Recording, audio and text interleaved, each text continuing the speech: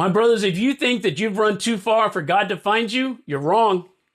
This Thanksgiving witnessed the kind of redemption that drags people out of darkness, breaks chains, rebuilds families, and proves that God still resurrects the dead parts of a man's life. If this hits you already, share it with someone you love who needs this hope. There was once a child who bolted from God with everything he had. He thought rebellion was freedom. He thought silence was strength. He thought happiness could be built without heaven. But the further he ran, the darker the road got. He chased pleasure and landed in emptiness. He chased control and found chaos. He chased independence and woke up in isolation.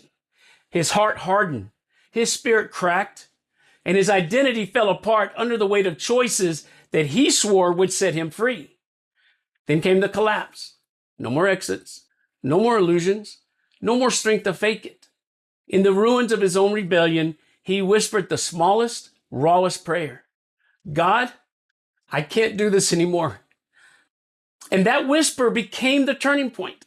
Grace exploded into his darkness like daylight through a shattered wall.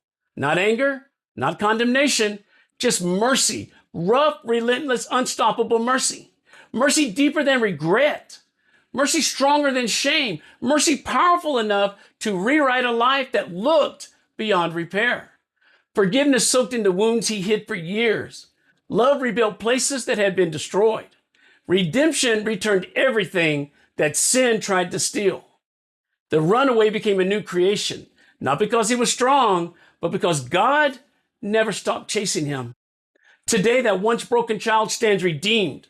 He knows peace, real peace from a heart reconciled to Christ. He knows joy, deep joy born from a soul finally set free. And he knows love, sacramental love poured through a faithful wife and the children that God has trusted him to lead. His home is no longer a battlefield. It is a sanctuary of grace. His marriage is no longer wounded ground. It is a covenant fortified by heaven. His family is no longer fragile. They are living evidence that God restores what the enemy destroys. This Thanksgiving is more than turkey and blessings counted. It is a celebration of redemption. A celebration of a father who sprints toward prodigals.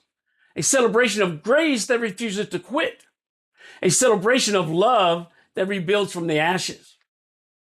His story is a testimony that no one is too lost, too broken, too guilty, or too far gone for the God who heals. Psalms 34:19. The Lord is close to the brokenhearted, saves those whose spirit is crushed.